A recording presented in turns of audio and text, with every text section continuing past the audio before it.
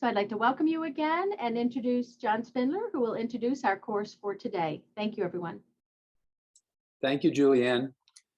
Good morning and welcome to the second in a series of 6 classes entitled Horse Country. Last week, participants learned many facts and figures about the significant impact of the horse industry upon Florida's economy, as well as equine history and the domestication of the horse. We enjoyed seeing pictures of world-famous Florida-bred, raised, and trained racing thoroughbreds like Needles, Affirmed, and Secretariats. Today, Dr. Cynthia Sanders, Dr. Carissa Wickens, and Caitlin Bainum return to teach us that horses come in many colors, breeds, and sizes, and are often best suited for certain disciplines.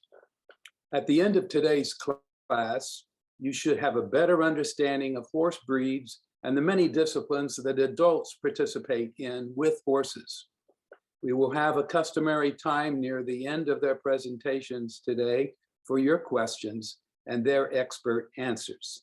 So please join me in again welcoming Cynthia, Carissa, and Caitlin.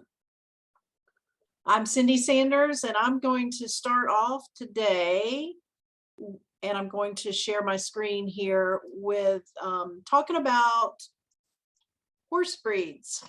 And then Carissa will follow with some disciplines, as well as Caitlin's going to talk about some Western disciplines that we have. So after today, hopefully you'll know a little bit more about the breeds that we see locally, and you'll be able to know a little bit more about their disciplines and how we use them. So starting out, we're going to talk about horse breeds and the different types of horse breeds we have in our area. So when we talk about horse breeds, first of all, we have over 350 different breeds, and we're not going to go through all of those today. We're going to touch on the ones that we see the most, as well as touch on some 5 categories of horse breeds that we look at. And I'm just going to touch on a few breeds in each one of these. We have basically 5 categories. There's the light horse breeds, hunter and sports breeds, warm-blooded breeds, draft horses, and ponies. And so I'm going to talk a little bit about each one of those different categories and how we use them. So the light horse breeds are basically bred for speed, diligence, agility, and endurance. They're mostly ranch working. Some are used for racing, and they're also used for eventing disciplines as well. They vary in color, they vary in height and weight and build. Most of those are muscular build, and that's why they're used a lot for speed and endurance. They can stop, turn, stop quickly, and they have a lot of speed for short distance. And we're going to talk about one of those breeds and how they originated and where they get their name because of their speed. One characteristic in common with all of these, and this is why it's kind of my favorite group of breeds, is because they're bred to be used under saddle. And my experience with horses comes from the ranching background, used horses growing up on a cow-calf operation, as well as managing a ranch. So this is kind of my favorite group here. And that includes the quarter horse, the paint horses, and the Morgans. So, and this happens to be a quarter horse, the one that I'm on in this picture. So if we look at the quarter horse actually originated in the United States in the 1600s, and they get their name because they're the fastest in the quarter mile. So they're usually really stocky, very muscular, but can run very fast for short distances. Hence why we use them a lot in Western disciplines, Western riding, pleasure, and as well as reining. And also they're known for their ranch working abilities and rodeo abilities, which Caitlin will talk about in a minute. This stallion is actually, if any of y'all are familiar with football, retired Terry Bradshaw. This is one of his stallions, and it's called Bradshaw Bourbon is the name of this stallion here. Then we're going to get into the hunter type sports breeds of horses. These are developed mainly for eventing. the show jumping, dressage, fox hunting, and Carissa's going to talk about all those different disciplines in just a minute. They can jump and go cross country, so that's why we use them for a lot of those disciplines in the hunter jumper area. They're longer than the quarter horse. They're leaner. They have a more kind of longer neck, built for longer distance speed jumping compared to the quarter horse. They also are usually lower to the ground, have different gaits about them compared to the quarter horse. And their breeds of hunter sport horses are, we're just going to go over 3 of them. There's many more than this. The thoroughbred, the warmbloods, and the standardbred, which we talked a little bit about the thoroughbred last week when we talked about racing. So the thoroughbred is the one that's very popular, of course, down in Marion County and Caitlin's County. They originated in England. They're the fastest breed of all horses. That's hence why we use them in racing, flat racing, both long and short distances.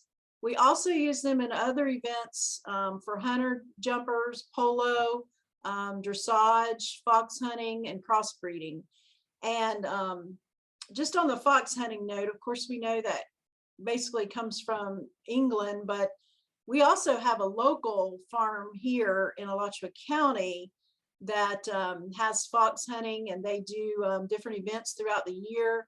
It's kind of unique, and they're out in the on the east side of the county, and about quarterly or 3 or 4 times a year they have a big fox hunting event, which is very neat if you've never seen it live. They have the big buggies and away they go, so on the fox hunt. So it's an older event that I'm sure Carissa may hit on in a minute, because she's going to talk about events, but we do have that locally. The next breed is the warmbloods, and when we talk about the warmbloods, they are a cross between a light horse, which we talked about was the quarter horses, the paints, the Appaloosas, and a draft horse. And so they get the reliability of a light horse with the strength of a draft horse. These, when you look at agility, they're a little more energetic, high energy, a little more spirited type breed. They're extremely athletic. The endurance, they can go a long way for a longer amount of time compared to like the light horses when we look at the quarter horses. And they too are used for dressage, show jumping, and other events that Carissa will talk about. A little bit more spirited, a little bit more energy. And breeds in this area are the Hanoverians, the Holsteiners, or the Dutch warmbloods. Also, in this area is the standardbreds. They also originated in the United States. And the foundation for most standardbreds is a thoroughbred called Messenger. And they're noted also for their ability to trot and pace at high speeds, hence why they're used in a lot of the harness racings and buggy races. Again, this standardbred is basically a cross between a thoroughbred.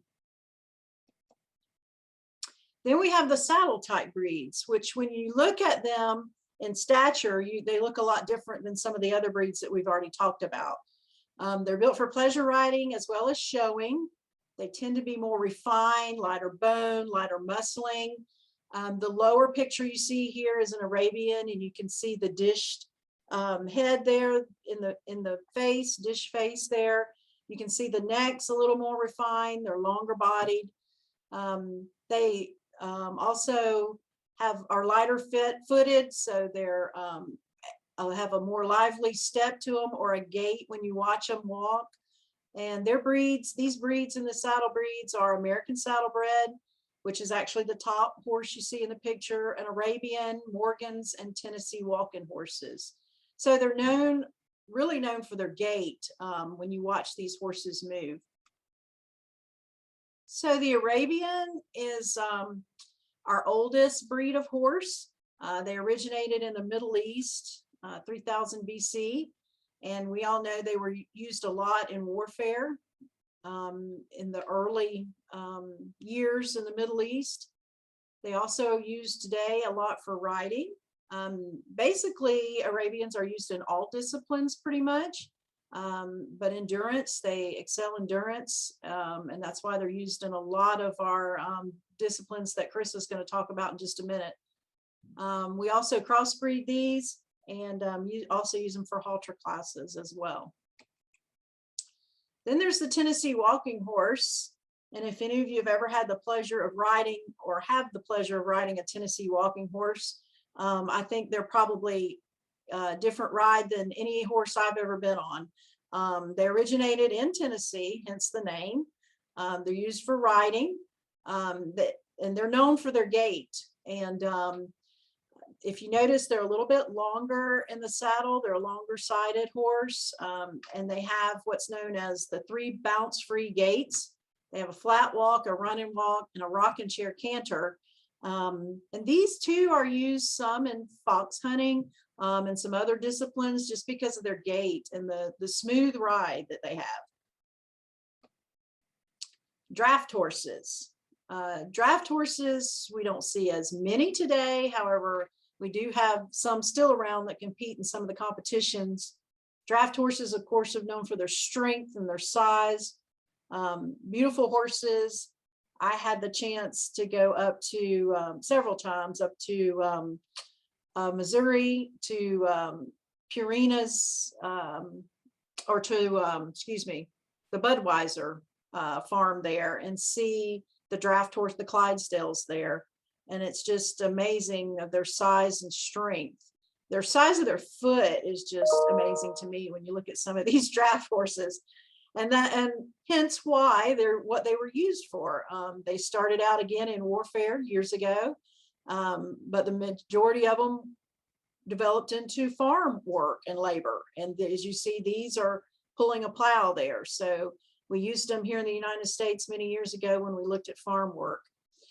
Today, they're used in show classes, halters. They also are used in driving classes and pulling classes. Some people still use them for pleasure and riding, and also the carriages, like we talked about. The Budweiser Clydesdales are the ones that we probably think of the most when we think of a draft horse. Breeds of draft horses, we've got Belgians, we've got Clydesdales, we've got Shire, Spotted Draft. So all of these are some of the breeds of our larger draft horses, and you can see there the carriage rides that they're known for. And then we have ponies.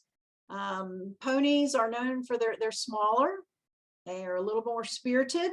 And the other thing is they're sometimes known as being stubborn. So I know growing up when I was little, the first horse I had was a little Welsh pony, and it was the most stubborn thing you would ever dream of. They are spirited. They sometimes are a little obnoxious and mean, but for the most part, we usually have ponies for younger riders. Most of us probably started out on a pony when we were riding. They're small, 14 to 14.2 hands in height. And the breeds can vary in color and size. Shetland ponies, Pony of Americas, quarter ponies, and Welsh ponies are different breeds that we see in the pony area. And so with that, I'm going to turn it over to Carissa to start talking about some disciplines and how we use some of these breeds. Thank you, Cindy. So actually what I'm going to do is I'm going to let Caitlin go before me because I'm a little worried. I really tried to jam a lot in terms of English riding disciplines and some of those sports and activities. So I'm going to turn it over to Caitlin first, and then I will follow her. Thanks, Carissa. I think what I'm going to do is turn off my video to save some bandwidth. So I won't take too long. My duty today is just to introduce you guys to more of our stock type horses and some of the events that these horses are better suited to. And Cindy did a great job kind of explaining some of this. So our stock type horses, a lot of times, if you're not really familiar with the horse, you might just think of them as our Western riding type horses. They are certainly your ranch horses, which are typically quarter horses that Cindy mentioned. You also have your draft horses or a draft cross. Paint horses, although they resemble the quarter horse, they technically are their own breed. You have appendix, perhaps. An appendix is a thoroughbred quarter horse cross, but they're quite versatile. We'll talk about that in just a little bit. Mustangs are known for doing some ranch type riding and being better suited to stock type events.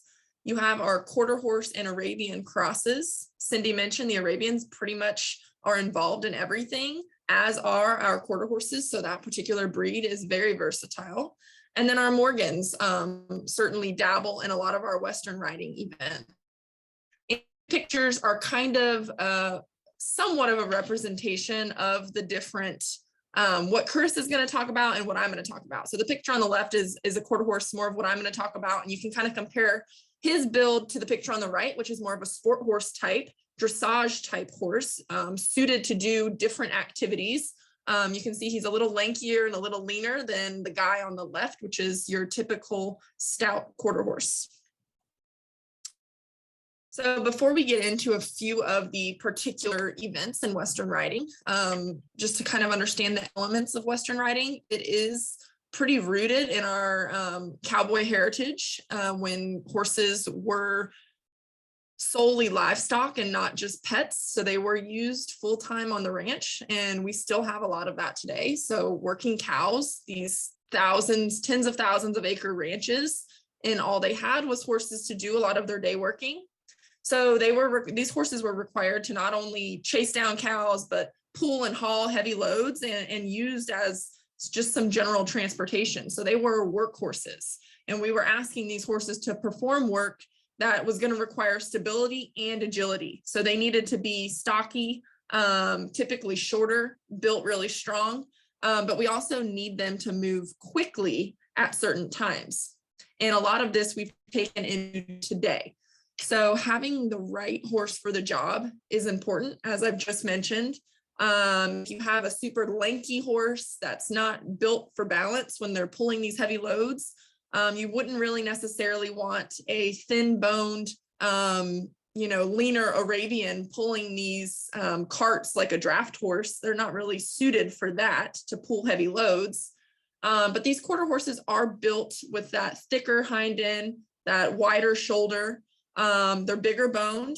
They typically, their neck, what we would call, is tied in a little bit lower to the chest to give them some extra balance when they're pulling these heavy loads or trying to resist something heavier, or kind of get down on their haunches, on their back legs and cut a cow.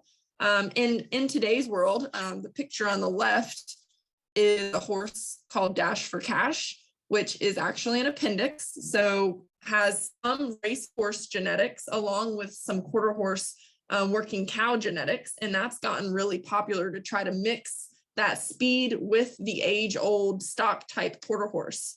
Because obviously in a lot of these events, if we can keep them stocky and still good at these working ranch events, but make them a little bit quicker, that's become quite popular. So some of the events in our Western world, to sum up a lot of these, is rodeo. So if you've ever been to a rodeo, you've probably seen a lot of these in action, which might be various forms of roping, such as calf roping, team roping, where you have one guy or gal roping the head of the steer and one guy or gal roping the hind legs or heeling that steer. You have breakaway roping, and then you have tie down roping, which is where they are roping that steer and then they're getting off and tying the legs as quickly as they can. This bottom picture is steer wrestling, where that horse has to leave the chute and basically put that cowboy in the right position to jump off that horse and, in so many words, tackle him. Again, in the ranching days, that was a acquired skill. We have reining, barrel racing, cutting or sorting, team pinning. A lot of our 4-H'ers do ranch riding, which is kind of a mixture of a lot of these. And then competitive trail, which is another form of Western riding patterns, opening gates on horseback, going over obstacles, all sorts of real world type riding. So I'll show you a few examples now. And actually, I'm going to show you 3 snippets of videos of 3 different, I just picked 3 of these Western sporting events to show you. And so I am gonna stop sharing this, and I have them all pulled up on YouTube. So I figured that might be the best way to show you. So let me see here. So the first one I'll show you a snippet of is a cutting horse competition. Okay, so cutting is a working cow horse competition where basically you can work as an individual, or team pinning is similar, but you have a team of guys or gals on horseback, and your job is to go into a group of 10 or 12 cows, and it's a timed event. You have 60 seconds, and these cattle are numbered, and right as the clock starts, the judge will give you a number, and that is the order you have to sort those cattle in one by one. From the group that they're in, you have to go in and sort out the cow into another pen. That's team pinning. Cutting is working out one cow, and you are trying to not let that cow get back to his group. And with their herd mentality, you have to have a horse that is very agile, able to get down and move, and kind of have that cow sense where the only thing on their brain is working that cow. So here's a brief video, just a few seconds.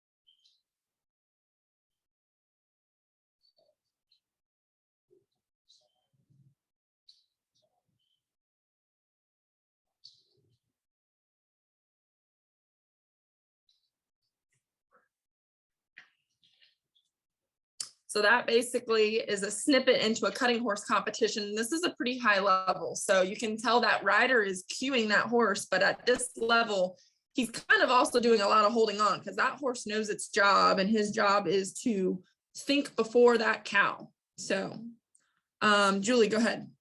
It was kind of buffered on my end. I don't know. Let's see. Let's try the next one. Okay. In the essence of time. I don't know if it's my internet, perhaps. Okay, so this next video is going to be a snippet into a reining competition, which reining is not a timed event. These cowboys or cowgirls have a pattern that they need to follow on these horses, and they have to exhibit certain maneuvers with these horses being really light on their feet, being quick and agile, and it is a judged event, so not a timed event.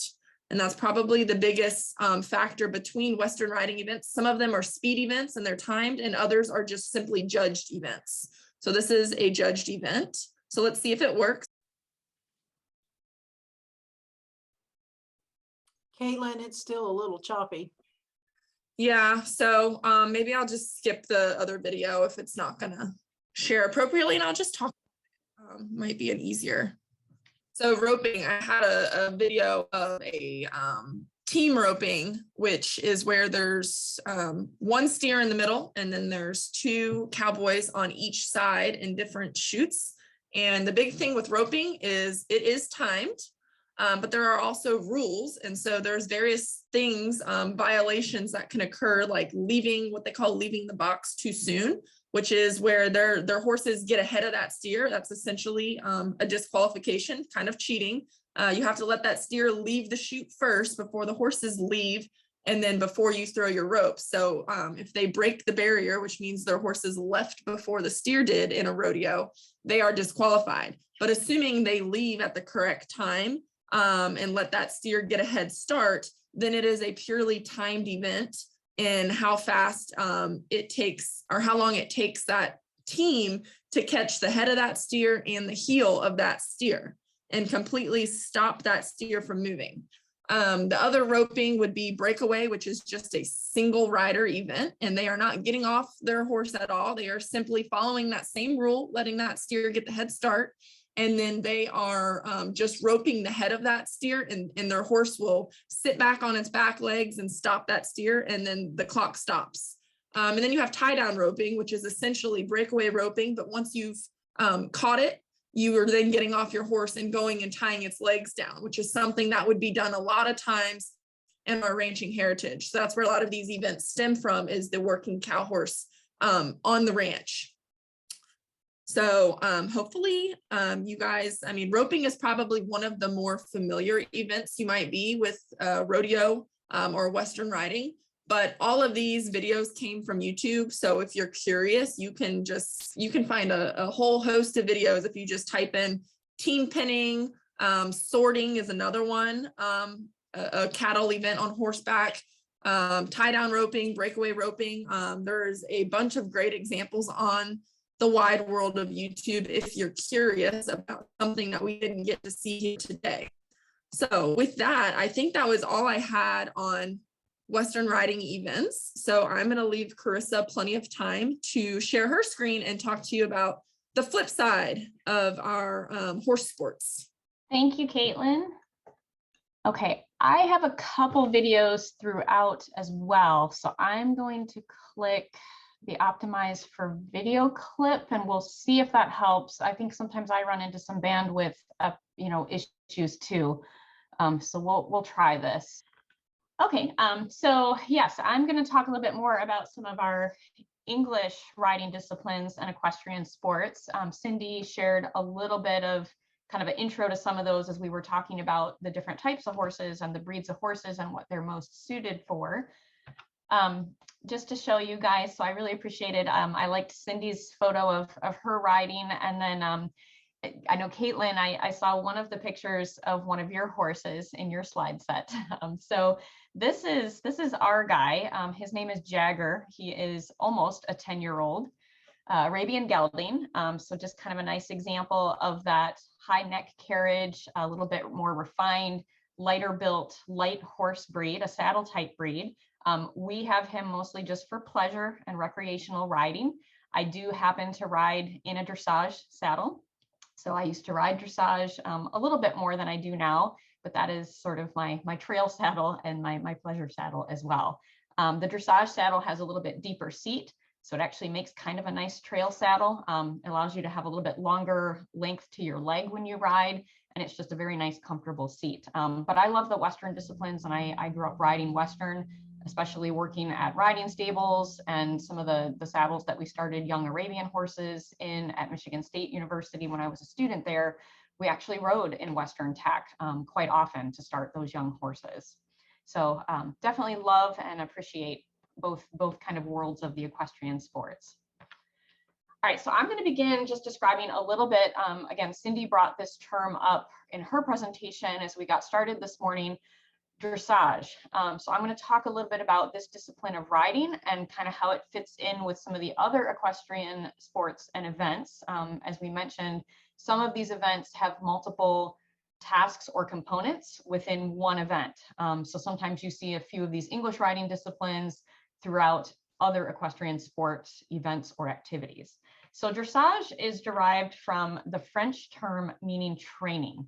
So when we talk about classical dressage or dressage as a riding discipline, it's a little bit more than that because it's really a lot of the foundation training for horses that are used actually for a variety of purposes. The purpose of dressage really is to help strengthen and supple the horse. And it's really, promoting a horse that has a willing and calm, as well as an attentive demeanor to the rider. So there actually is English dressage, but also, as Caitlin has mentioned, there's a lot of different, like these stock type breeds. We're seeing kind of a surge in interest, even with our 4-H, our youth riders, in what we call Western dressage. So a lot of the principles and some of the definitions I'm going to talk about, it is considered more of an English discipline. But again, even in Western tack, we have this training type of discipline where we also see these Western dressage events and horses that are used for Western dressage. So in terms of its history, dressage is considered the oldest equestrian discipline. It dates all the way back to Greek, very early Greek horsemanship. There is basically a Greek sort of link here in terms of Xenophon is one of the renowned equestrians back in 400 BC who established sort of this training discipline and working with horses for various purposes, but really talking about fairness in training and really working with the horse so that there's this uniformity or, sort of beauty in riding between the horse and the rider. So it was developed by the military and during the Renaissance period initially, but it really became sort of this equestrian pageantry. So it became a very important equestrian event or riding discipline with the aristocrats. So it was a way that they could display their highly trained horses through these sort of equestrian events and pageants. In 1912, dressage did become formally an Olympic sport, but at that time it was the only entries were military officers, so riders in military.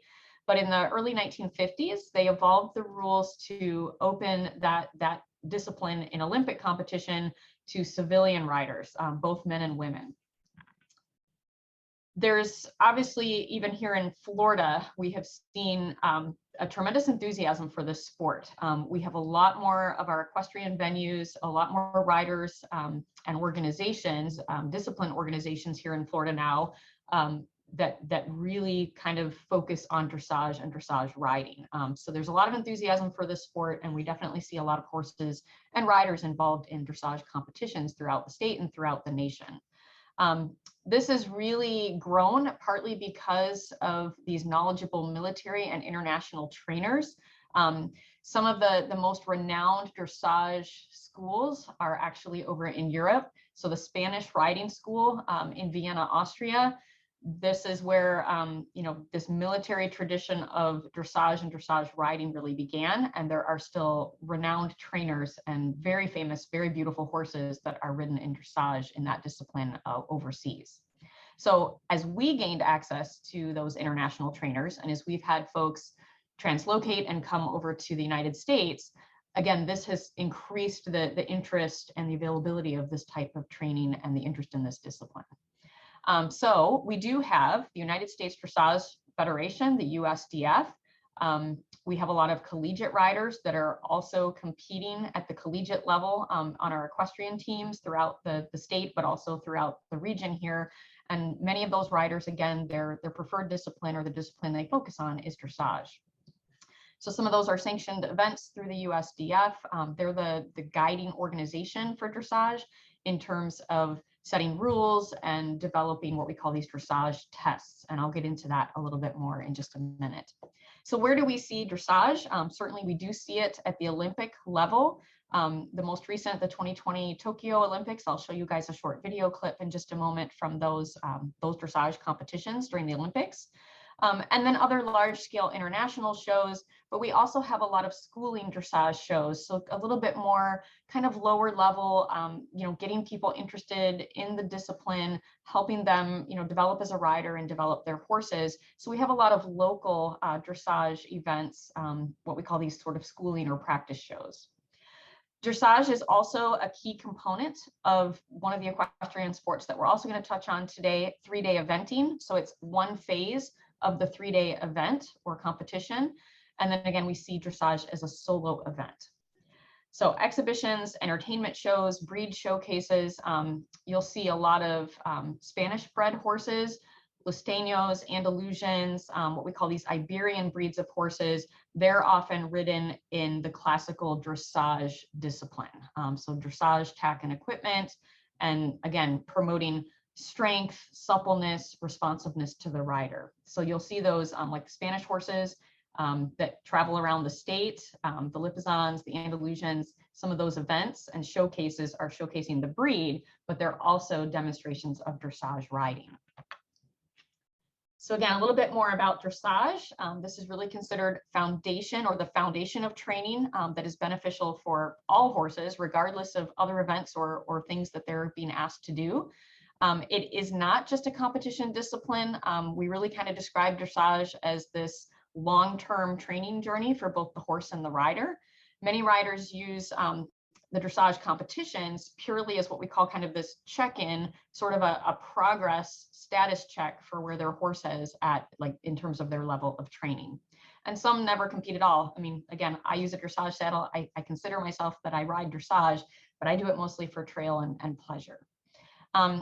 The overall approach in terms of how this sport is, really kind of interjected into competition and what judges in a dressage class are looking for, it's really a test of the horse's flexibility, the horse's responsiveness to the rider's aids, and the overall balance of the horse. And again, what we're really focusing on is not just the horse, but the suppleness and softness of the rider, such that the rider, when they ask the horse, they give the horse cues, if those are leg aids or aids with the reins attached, telling the horse to do things with their gait, it's really supposed to almost be like these seamless transitions. So it's supposed to just look very, very natural, very soft, subtle, and very responsive.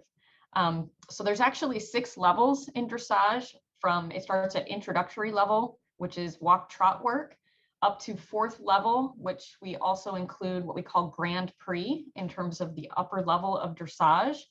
And then there's also classes that are really, they're called freestyle dressage, but the movement of the horse is accompanied by music. So I also have a short example to show you guys of that. These tests are standardized across all the levels, so from introductory to 4th level, but they are changed every few years. They do, interject some changes in terms of the maneuvers that are requested, and how that dressage test looks. They do change those up every few years. Dressage riders are awarded with placings as well as accumulation of points toward a division, or they can also earn lifetime dressage medals. And these events, the dressage classes, are held in very specifically sized and designed arenas. So in this picture here, this is an example of a standard arena. So they are a little bit more rectangular, so they are longer than they are wide, and they are marked with letters. And so there will be, in a dressage test, various maneuvers. So they will start, maybe enter at letter A, they'll walk or be asked to trot down the center line. At X, they will halt, they will stop that horse, salute the judge, and then begin their pattern. So they actually have to perform a dressage pattern, specific maneuvers, and then they are evaluated and scored on the execution of each of those maneuvers. Dressage, in terms of which maneuvers are evaluated and kind of how the scoring is assigned, the judge is looking for this, what we call this pyramid of dressage. So they're looking for rhythm, suppleness, contact, impulsion in terms of the horse's gaits, straightness of the horse in performing those maneuvers, and then at the highest level, they're looking for collection, which refers to the balance and lightness of the forehand of the horse from increased engagement of the horse's limbs and the rider in terms of executing that maneuver. So that's kind of the highest level, but they receive points for each of these maneuvers and these characteristics that are evaluated. In terms of breeds, Cindy and Caitlin both touched on this a little bit earlier this morning. Really all breeds, we see many different types of horses that are competing in dressage, but typically these are some of the most successful horses really have been the warmbloods. So Hanoverians, the Holsteiners, those Dutch warmbloods, Irish draft horses are used, they're crossed with thoroughbreds to produce basically like an Irish warmblood. So some of those horses are also very good at these events. But you guys can see here, I mean, I have friends, this is not one of those friends, but this is a mule that's performing dressage work. And I do have a friend out west who rides her mules in a lot of different disciplines, including hunter jumper and dressage. So it's not just limited to the warmbloods. There are a lot of different breeds that are showcased and that actually can excel at dressage. All right, so a couple famous dressage horses, and then just to give you guys a little bit of an idea here, what some of these competitions look like. So hopefully, can everyone see that okay? So this is a horse named Suppenkasper, nicknamed Mopsy. This first horse here in this video. So this is a dressage rider, Stefan Peters, and this is his horse Mopsy from the Tokyo Olympics.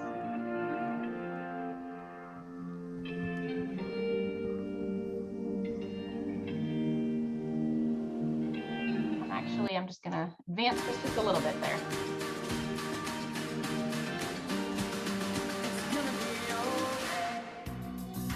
So this is an example of freestyle dressage. So the maneuvers are basically being executed accompanied by music.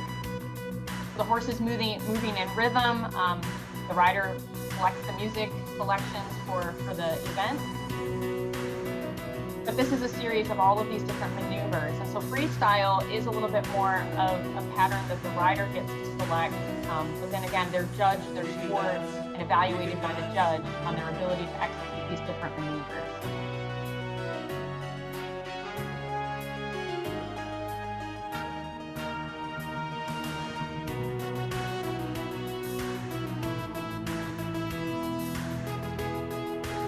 Okay, this horse on the bottom is also a very famous horse. This is also a very famous dressage test, a very, very successful high-level rider. This is Charlotte Desjardins. She's from Great Britain, and this is her horse, Vallegro. This is the world dressage #1 ranked combination, Charlotte Desjardins and Vallegro. Set a world record for Grand Prix here once again last night, 87.4. She's broken her own Grand Prix record. So this is just another example. The horses, these dressage horses at this high level have an immense amount of collection. So they're flexing at their neck, between the ears, they're kind of flexing, they're on the bit. They step very high, they have a lot of action in their movements. To get him back for his first competition and they're asked since to the do Alltech things FEI like World Equestrian Games. what we call extended trot. So they're really stretching their legs out in front of them. They're using their hind end, they're engaging their back muscles. So they're highly collected, and it's really pretty hard work. These horses have to be immensely athletic to perform these maneuvers. And again, this is an example of freestyle. They're performing the maneuvers to music.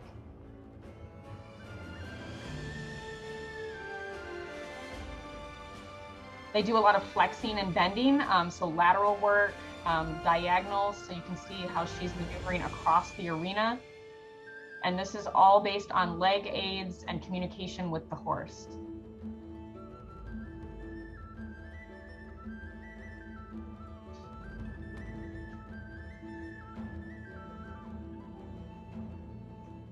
It's sort of like ballet for horses. That's also how it sometimes is described. Okay, so we're going to switch gears a little bit, and we're going to talk about jumping and some of the hunter-jumper disciplines and events. So there are many forms of what we call hunter-jumpers. The tradition dates back to what Cindy was referring to in terms of fox hunting. So, galloping fairly long distances to engage in, jumping over natural obstacles as these folks with their dogs were going out on a fox hunt. So that's kind of the traditional look in terms of the attire that the rider wears, the tack and the equipment that the horse has in these types of events. But it's very elegant and very stylish. There's a couple different events or disciplines within this hunter-jumper part of the industry. So we have show jumping. These horses and rider combinations, it's really about jumping fast and keeping the jump round clean. So not incurring any faults by knocking down any of the rails on a jump or, knocking down the jump. So show jumping is based on speed. It is a timed event, and they have to have those clean rounds with very few faults. Cross country, this is part of a 3-day event, or it can also be an individual trial. So cross country, we'll talk a little bit more about that in a minute. So it does involve jumping, but the obstacles are quite different. And it's a little bit different in an event. And again, it can be part of multiple phases. It can have a dressage, a cross country, and a show jumping phase as part of a 3-day event. And then of course, steeplechasing, not as popular here in the United States, but in Ireland and the UK, steeplechasing is still very popular and pretty common. Those are like flat racing. A lot of thoroughbreds are used for steeplechase races, but it is a combination of racing and jumping. So as these horses race, they're also jumping either ditches or timber or brush obstacles, fences along the race course. We do have a couple big steeplechases here in the United States. South Carolina, there's the Carolina Cup, And then also Fair Hill, Maryland, in the eastern shore of Maryland. There is a training ground there. Usually in May, they do host a pretty popular, well-attended steeplechase race.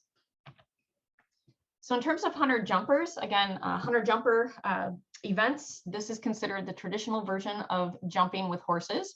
The original purpose was to showcase the ability of these horses based on their build and their maneuverability, their ability to cover ground easily with larger, longer strides, and their ability to jump over fences. And again, this stemmed from that tradition of fox hunting. These classes are judged on suitability to purpose. So the suitability of the horse's way of going, so evaluating their movement, their overall manners, and their style of jumping. So I'm going to see here, this is a fairly high quality hunter jumper round. But this will just show you a quick Scores example. are in for Emma and Wisdom, 80.5, 80 and 80. That is an 80.16, sitting in 11th place right now. And you guys will notice on the jump course here, a lot of these jumps, they're very solid in appearance in a hunter jumper event. So they look very natural. A lot of these jumps are made out of like stone material, brick material, or hunter timber. Horse of the year, winning the and they're fairly solid. So there are rails or holes at the top of the jumps, but they're kind of filled in the bottom, so they have like little hedges or planted pots or flowers or boards that kind of This is a fill very, in the very bottom nice of horse, the and that's jump. the Peter Wetherell Cup is such a big award to win, I think, because it's a So very small hunter group jumper of top events, horsemen basically that this don't is have horses evaluating in the way of contention in movement that of the particular horse. year. And it's not the based on communication points, between and horse it's and not rider, based on some equitation winnings classes may also be necessarily. more It's based focused in on a on group the of qualified position of the horsemen rider selecting and the how they're horse that they holding their think body. most They're actually being personifies evaluated as well a in top terms of hunter. their And I think position watching this and horse, their you can ability to understand handle the why horse.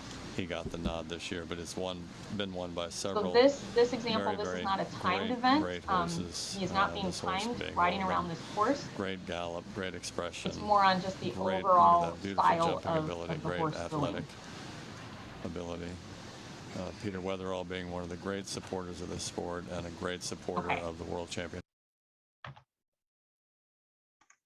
So show jumping, in contrast then, this is kind of evolved from the traditional hunter jumper classes, and it was created to be more of a true competitive event, and it's much more what we would consider kind of more for entertainment. So show jumping events are timed. These are longer courses with much faster, harder turns in terms of navigating the different jumps.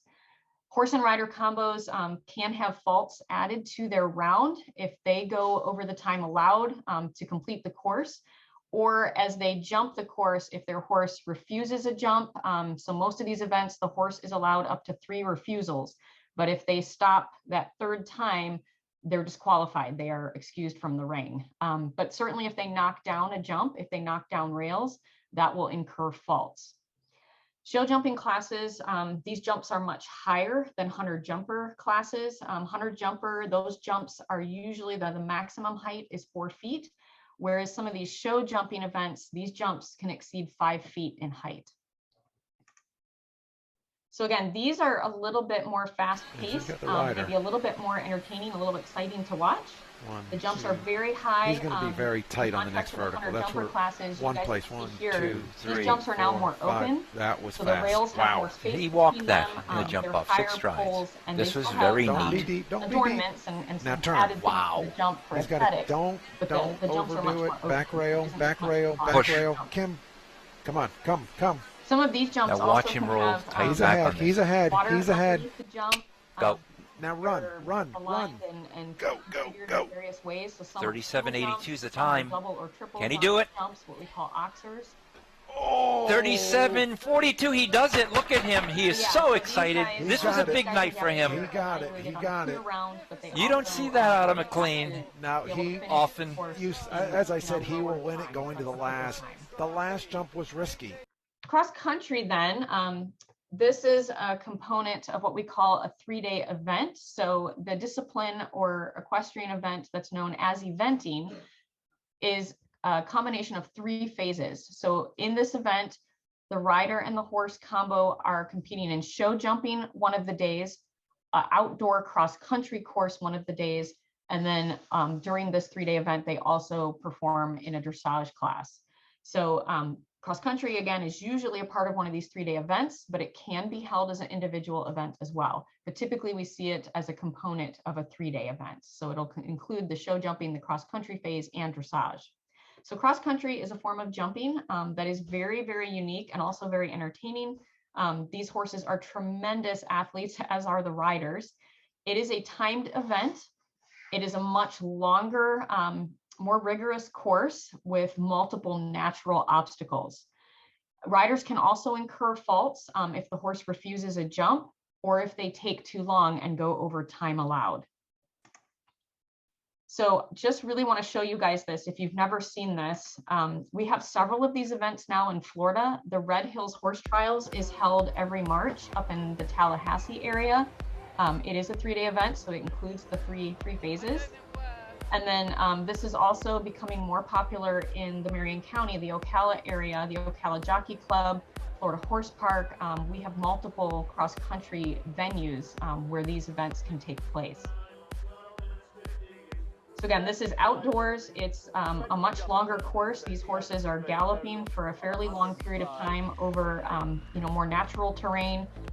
And then of course they have to navigate these very large natural obstacles. So they have embankments, they have to run up and down hills, they go over a variety of different types of jumps. They can have water jumps. So they're actually going through over jumps and through water. So that's an example of a water jump. And the course is very specified. You guys see the white and the red flags at the top of the jump. So that indicates there's usually a number on the jump as well. So it indicates the order in which the obstacles need to be navigated on the course, but it also is directional. So based on like the white flag on the left and the red flag on the right, it indicates the direction that they're supposed to go on the course. So some riders accidentally can get off course in these jumping events. And again, they may be disqualified or excused by the judge.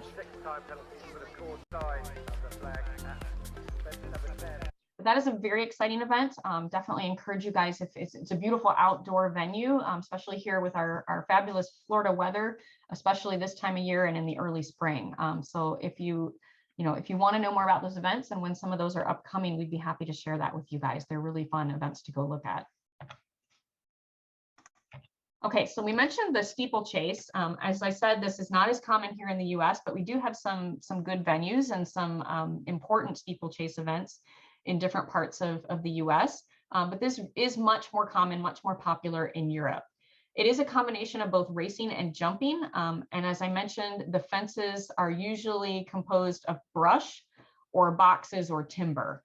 Some are like ditches, but most of the time, like when we see the Irish Grand National Steeplechase, this is sort of an example of that race here. These horses are galloping at high speeds, almost like, thoroughbred flat race, but then they interject these obstacles. And it is a much longer race, a longer course, usually lasting more like 7 to 8 minutes compared to maybe a 2-minute thoroughbred race, such as like the Kentucky Derby or the Belmont.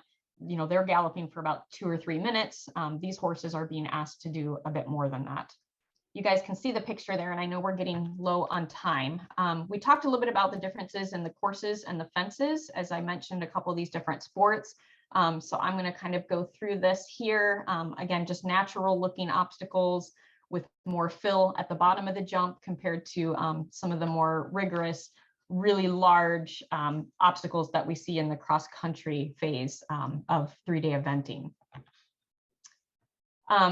Courses as well, they vary, and we've got experts and people that work in the equine industry that their sole interest and job is to design and basically construct these courses for jumping events. So that is actually an occupation that we have here in the industry. A lot of thought and a lot of engineering goes into designing these jump and cross-country courses. Just briefly, I've been interested in polo. That is a very important sport here also in Florida. We have some very large popular venues for kind of, more recreational polo, but also for very high level, what we call high goal polo. One of my previous grad students, Jessie Weir, she grew up playing polo. And to this day, she's very interested in the nutrition and management and welfare of polo horses. So she still is very much involved in that side of our industry. It has a long history that actually started on the steppes of Asia. It was a training exercise originally for cavalry. And then the British saw the game played in India in the 1850s and said, we've got to learn this game. So they're really kind of the folks that are responsible for bringing polo to the Western world and kind of developing that sport here as it's commonly played today. So the U.S. Polo Association was founded in the late 1800s. Now today, polo is played in over 77 countries. It is most popular here in the United States, England, and Argentina. Some of the best polo players are Argentines. I'm going to skip that. I'm going to go ahead and just show you guys, this is the International Polo Grounds near Wellington, Florida, so West Palm Beach area.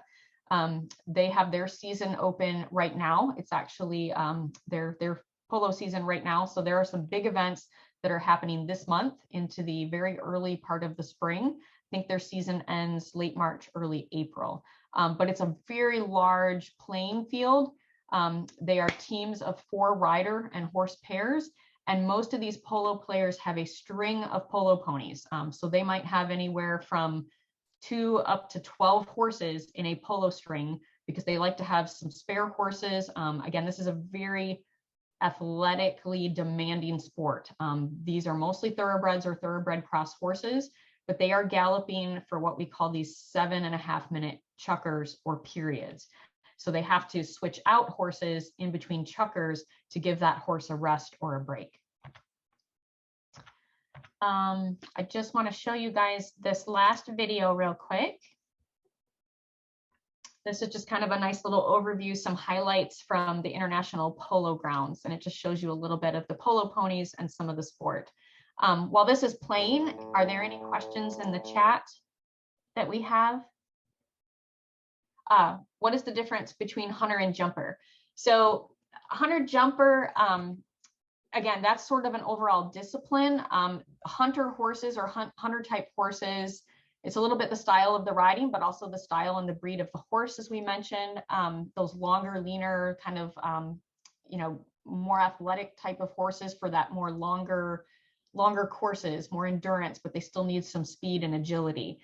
So hunter jumper, hunter, we also have classes that they don't necessarily jump. If these horses are jumping, they're often also asked by the judge to perform some hunter work on the flat. So walk, trot, canter, they may have to do a showmanship pattern, and then they're evaluated again on the horse's movement. So they're really kind of a combined event, but we certainly have some hunter classes that don't require over fences. So we have over fences classes, and then we have, on the flat work that's asked well. But really they go hand in hand. They are sort of one discipline together. All right, let's play this. There we go. So these are just some images from a few years ago taken at IPC, the International Polo Grounds. So this is an example of a string of polo ponies. So they tack up and prepare a lot of their horses. So again, they may have a rider, may have at least 2, 3, maybe more horses tied to the trailer, kind of waiting.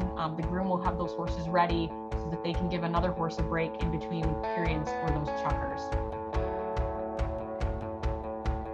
But these horses, again, very athletic, very demanding sport. These horses have to turn and stop on a dime. There's a lot of maneuvers that occur in polo, and they do a lot of fast-paced galloping.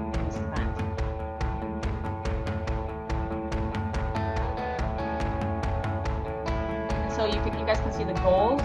They're about 8 yards apart. So those posts, they're trying to get the ball to the goal post there.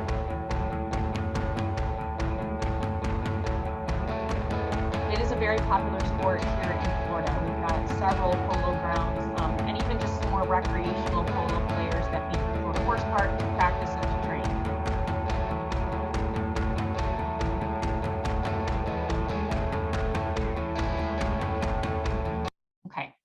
Let's see, when we get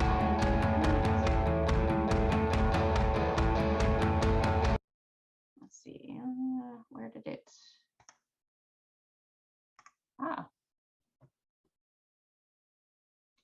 my mouse went crazy here. I'm not seeing where I can, there we go.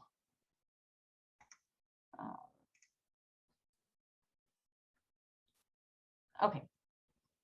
All right, so the last thing, you guys, just a couple other disciplines and activities that we've talked a little bit about even last week.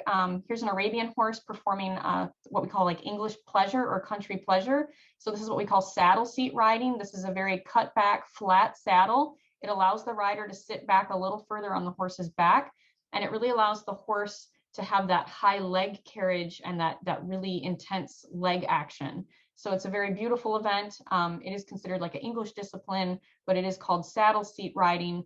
And then there's different classes or events within that type of riding. But Tennessee walking horses, Arabians, Morgans, saddlebreds, those saddle type horses excel at those events because of their gaited abilities, their very smooth ride, and the very high action of their front and hind legs.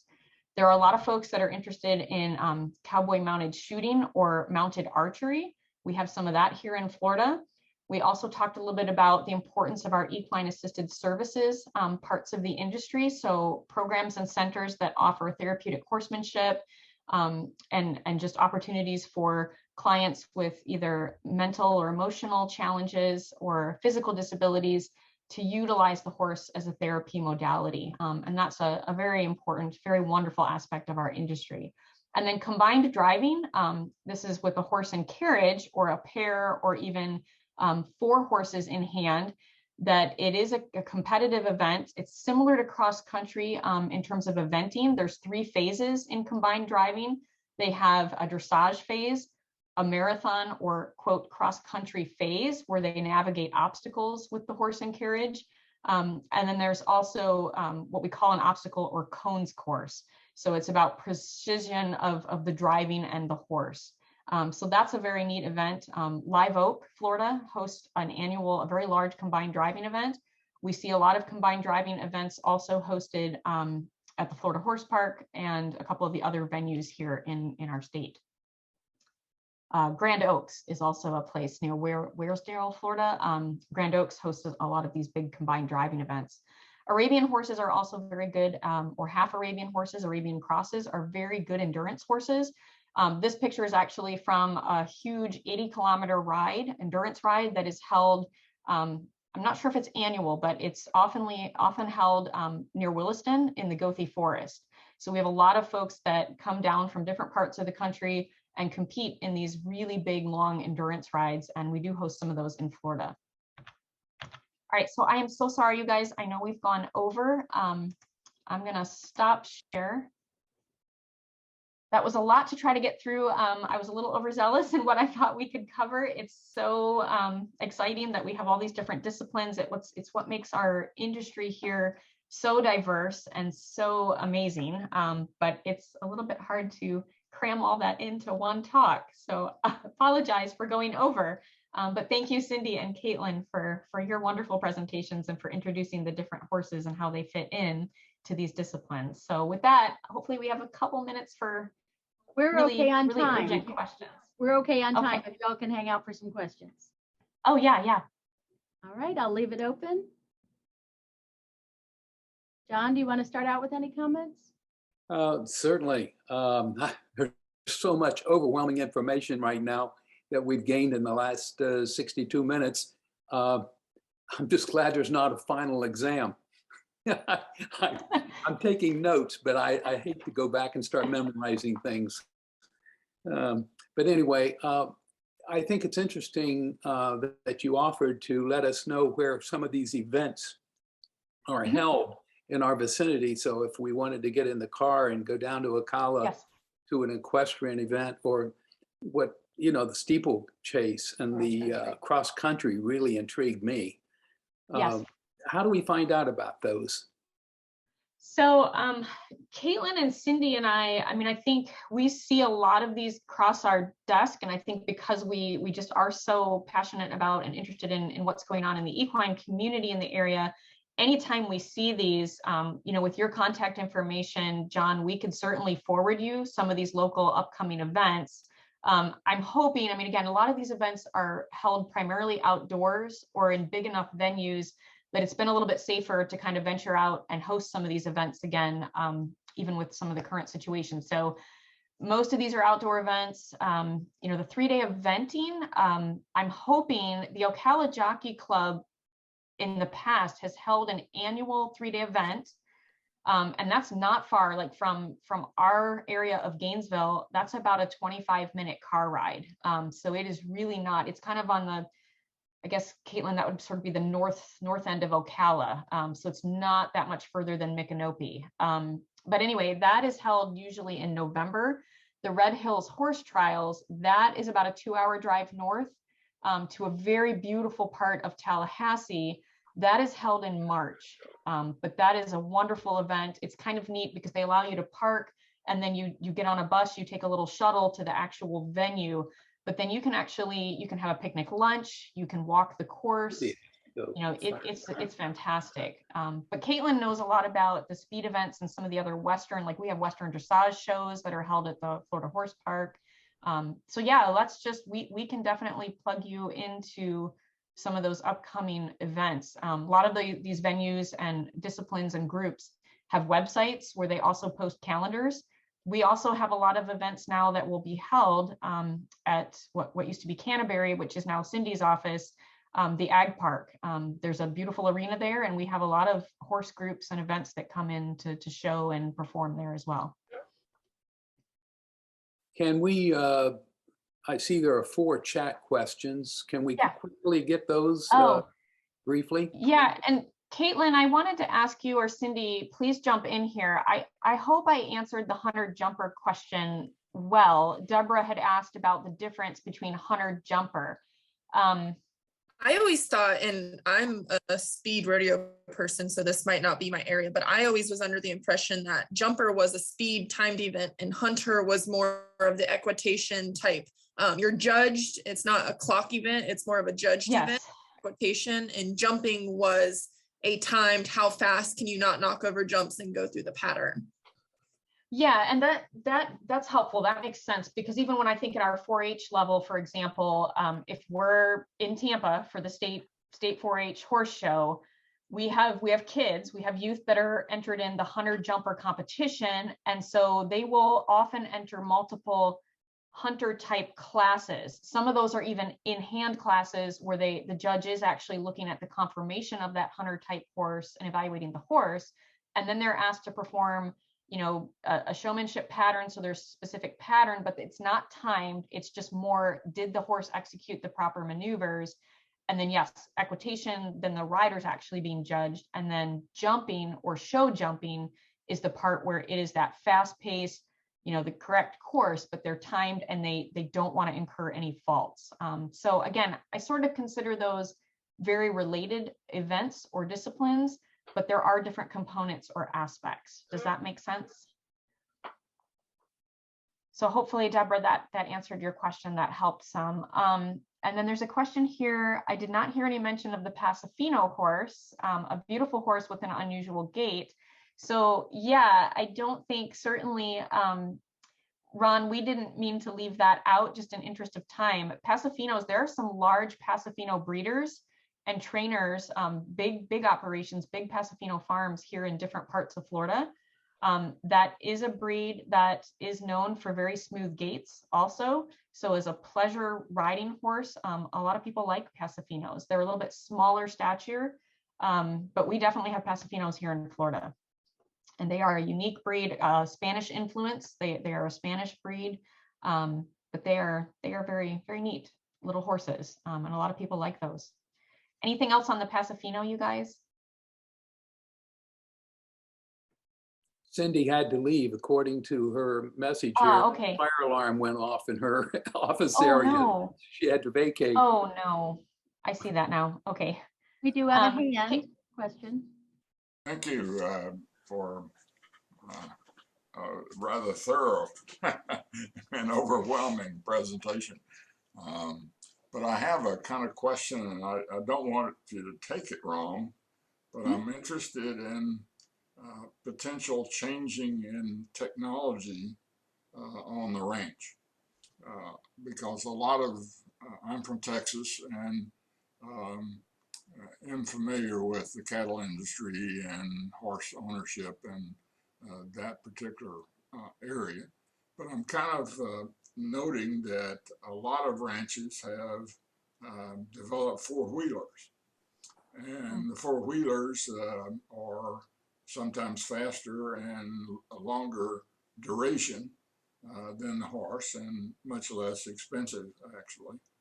And I'm kind of wondering, is there a movement you see in terms of replacing some of the horses in the cattle business with these four-wheelers, which are used for recreation as well as work, and just a kind of what's happening in the industry in that regard. Caitlin? So I would say that kind of, you're certainly right about that. There's a higher use of whether it be four-wheelers, golf carts, or on smaller operations, you know, just somebody on foot with some dogs. So a lot of it goes back to philosophies from rancher to rancher and how much area they're trying to cover or how much area they have cattle on. You know, some people that I know, just they won't use anything but a horse. That is their preferred method. They have multiple pastures, lots of land, and they don't want to stress their cattle by using automated machines or dogs. And then there's other people that they lack manpower and it's just them. And so, yeah, it's much quicker to get on the four-wheeler and go pin their cows. If they have a really docile bunch of cattle, it might be real easy. They get trained to the sound of that ATV and they kind of learn what they need to do. So I don't think that horses will ever completely go away on these ranches. Because too, I mean, some of these larger ranches, if they have to rope a steer or, I mean, the horses, nothing really replaces a good horse in that scenario. So it really just depends on the size of the operation and kind of the general philosophy that these ranchers have around either sticking with horses or backing it down and going to something like an ATV or dogs and on foot would be my opinion of it anyways. Thank you. Okay, with your permission, I think maybe we need to close it down. It's 20 after 11 now, and people are probably going to get hungry. But anyway, thank you, Cynthia, Carissa, and Caitlin, for your excellent presentations. Next week, they are going to return to explain how horses fit into our environment. Attention will be given to the diets of a horse and forages. In addition, best management practices for the equine industry in Florida will be discussed. Discover how horse farm owners and managers are being tasked to preserve our water resources. Thank you very much for attending today, and we hope to see you next week. John, if I could really quick, I promised Richard this week that we would come back very quickly to the question about where Kentucky ranked in terms of horse numbers. So I was correct, but I really wanted to make sure I was, in fact, leading everyone on the right path. So Kentucky is certainly in the top 10. They are ranked 5th in the nation based on that latest American Horse Council data. They are 5th in terms of horse numbers and their economic impact of their equine industry. And then again, associated or allied industries, the total estimated economic impact is actually around $20 billion. So again, a very healthy equine industry there in their state. But again, Florida in terms of horse numbers, we still rank ahead of Kentucky. So anyway, I just wanted to share that. That was an excellent question last week. Wanted to come back to that. So thanks, Richard. Well, you're good, Carissa. Okay, see you next week. Thanks, everyone. Another great show.